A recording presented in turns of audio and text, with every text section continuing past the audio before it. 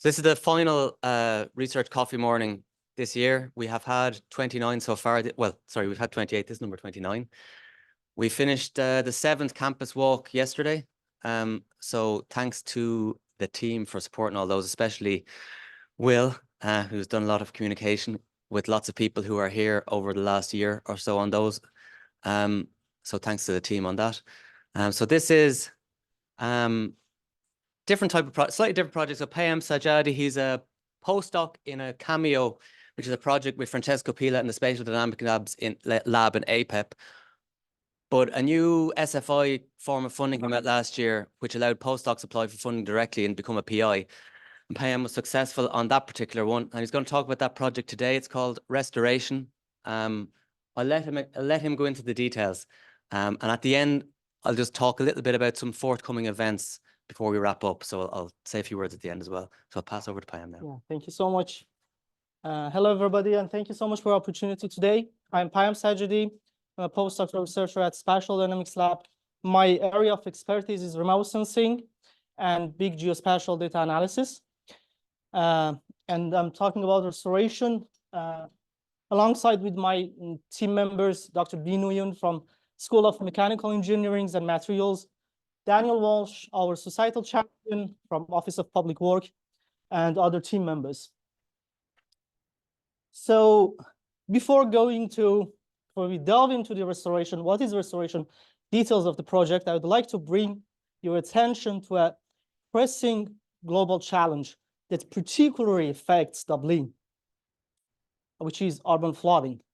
We know that Dublin is developing very fast, and this rapid development comes with a high price for Dublin in terms of reducing substantial amount of green spaces, increasing substantial areas of gray surfaces like infrastructures, the surfaces which we call it impervious surfaces that they don't allow water to get down, and they eventually leads to the flooding and surface overflow. So our analysis, high-tech analysis of remote sensing technology shows that only within 2 years, from 2020 to 2022, approximately 4.7% of Dublin green spaces have undergone this transformation. They become either urbanization, development, and even pavements. So this is the concerning threats. So having this in mind, reducing green spaces, increasing gray surfaces, we have climate change on other sides. We have the shifts of climate patterns, rainfall patterns, increasing rainfall intensity frequencies, and this all comes together and poses a significant risk to Dublin's urban flooding. For instance, in last June 2023, we witnessed a significant rainfall, which I'm sure that all of you heard of that within 5 minutes only, 17 millimeters of rainfall was accumulated. And this caused the flooding and difficulties to several public citizens in Dublin 8, Dublin 12, and Dublin 18. And we are witnessing this more frequent compared to the previous decades. That's the results of the climate change integrated with this urbanization and rapid developments. Governments, on the other side, spends millions of euros for these urban floodings. Now, they just spend millions of euros to save 3,000 properties at the immediate flood risk. However, the projections says that by the year of 2100, these properties rises to 10,000, which is a significant amount of risk for Dublin. So it clearly shows that something is missing here. The current strategies are missing critical points, which could be which is the domestic gardens, the gardens that we have it in our front and back. Their integral role as a natural assets for attenuating the surface water, for absorbing waters. That's the key point, and that's where the restoration comes in to play.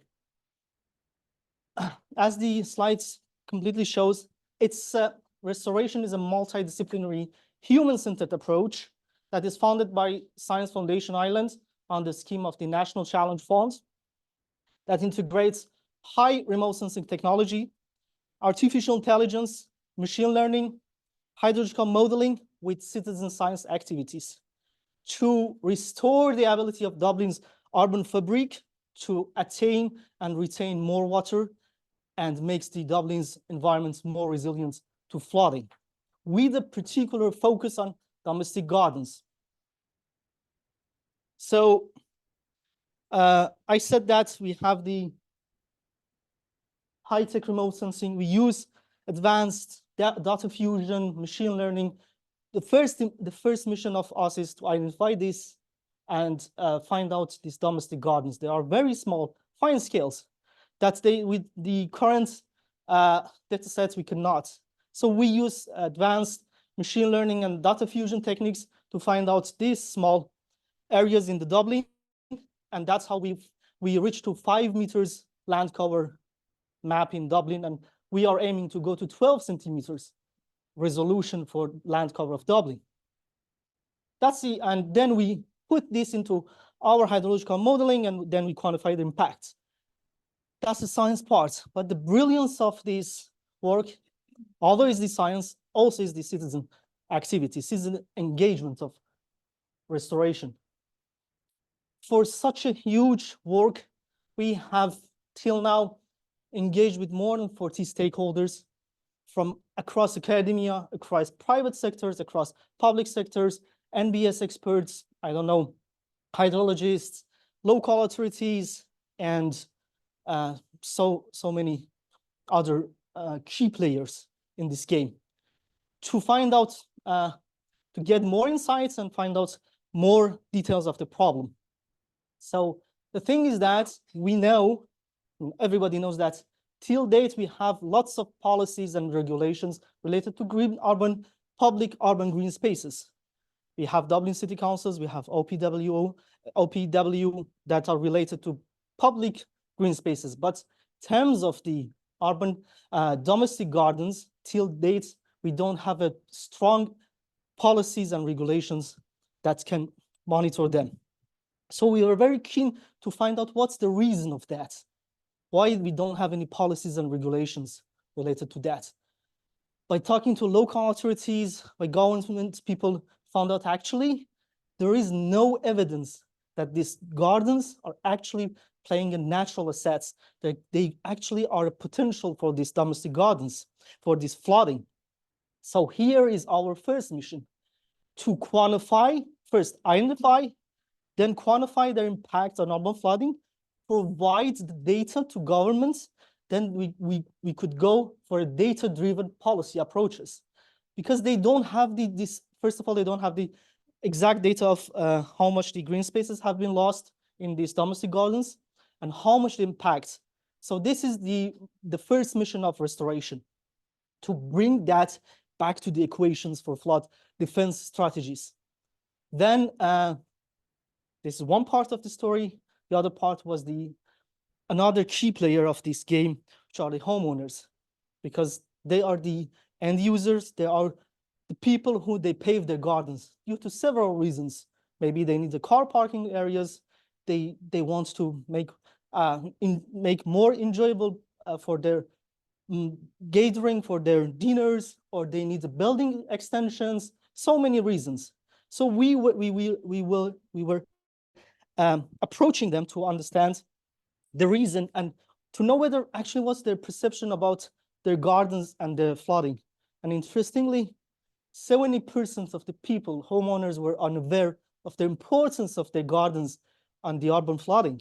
And that was a very important and become our second mission, to raise the awareness among the people that actually their actions impact the environment. Their paving their gardens cause flooding. So bringing local authorities, NBS experts, hydrologists was easy, because it's science thing. When we discuss science, it's very easy. We could onboard lots of scientists on board with us. But bringing homeowners, make them aware of their actions and impacts is quite difficult. So we were thinking of a very interesting strategies and approach, how we could make people aware, how we could bring them on board with us. So first, we started building a relationship with them. We sent out low-cost weather stations, the very cheap weather stations that they could monitor rainfalls, climate variabilities, parameters. So actually the people, they could themselves get involved in the process. They could operate themselves. We gave them the instructions, they operate them themselves. They collect the data sets, they send it to cloud, we collect the data. So that's how we start building this relationship. We are in continuation of our work. We are building more relationship with them to then bring them on board, convince them to start modification or stopping them from conversion of their gardens into paved area. If we go back to the science, this is only not because of the citizen engagement, it has another applications, a very important one. We know that we have permanent stations, weather stations, Dublin airports, Casement Airport station, and Phoenix Park. There are permanent weather stations, but there is another factor. The variability of climates in Dublin is so much localized. For instance, the climate in North Dublin is totally different from South. So the incidents which may happen in South may not be monitored by Dublin Airport that's at north of Dublin. So this is another thing. Having 42 till date, which we are increasing, 42 low-cost weather stations gives us the privilege that collects data sets with high resolution in terms of time, which we call it temporal, and spatial, which means coverage. We cover most part of the Dublin. So the brilliance of this work is reflected here. As I was talking about this storm event in June 2023, that within only 5 minutes, 17 millimeters was accumulated and caused flooding. So this was not captured by the Dublin airports. However, our data sets captured it precisely, which was also the Dublin City Council. They have their own stations there. We compared it with them, and we precisely found out the incidents. Having more of this not only engage more people, but brings that lack of data to governments. We add to existing data sets, improve the data sets, increase the spatial and temporal monitoring of high frequency flooding, and also improve the high resolution flood monitoring within Dublin. So it has twofold: engaging people, increasing the data sets, and filling the gaps in and the lacks in the data sets. So restoration actually has multifold impacts: societal impact, economic impact, and policy impact in both short-term and long-term. In short-term, it enhances the urban resilience, community engagement, property value uplift. In fact, when your property is more resistant to floods, your insurance premium will decrease. So it indirectly improves your property value as well. In long term, we have a very ambitious and strategic ideas and goals, which is first, community ownership, sustainable urban development, and policy influence. We are thinking to bring this into home performance index policy, which has been based with the help of the Irish green infrastructures and also UCD. There is a home performance index that shows that how much your home performs, and based on that, you have some taxes. In one cluster of this is talking about the surface water. So we are going to bring this to the equation of this home performance index. If you have your home more resilient to flood, your performance will go higher and your tax will be lower. So that's our also next and more ambitious target of restoration.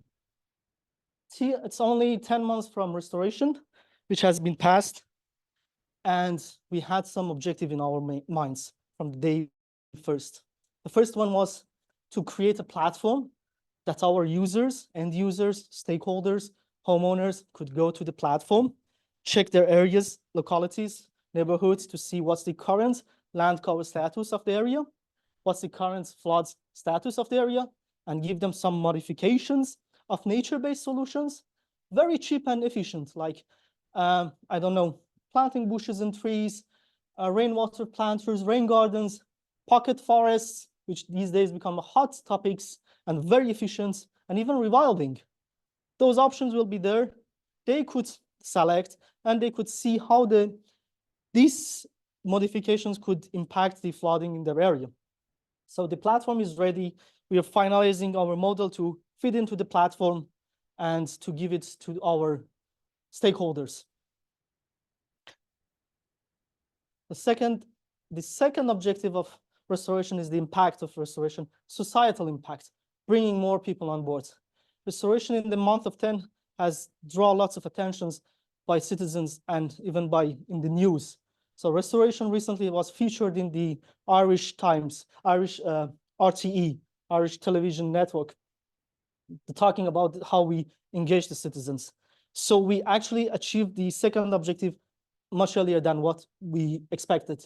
This had several next steps for us, made it easier for us.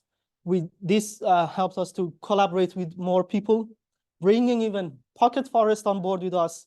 Now we are thinking also to set up a prototyping of restoration in some schools, to set up our pocket forest with their help in the schools. Actually, the idea is that you have students in schools, you engage them, you tell them how this pocket forest, how this IoT things works, smart sensors, how they collect the data. They go and they talk to the parents, they become more engaged. This is what we call it, the change of behavior. People are become more interested, they come. We also set up lots of workshop for the parents as well. That's what we are targeting, to bring more people and eventually change this behavior of, first of all, paving, and the second of motivating them to depave it. So, and in our future direction, we already spoken with some universities outside to implement our model, our idea, and prototype our ideas in other universities across the world. Recently, we are in touch with Caltech University to make these collaborations and to also implement our idea. We would have the model demo workshop in end June, early July, maybe second week of July, to show our stakeholders, whoever is interested in this idea, to join us, bring more insights, give us more feedback to see what's the area that we are losing and not thinking, improving that.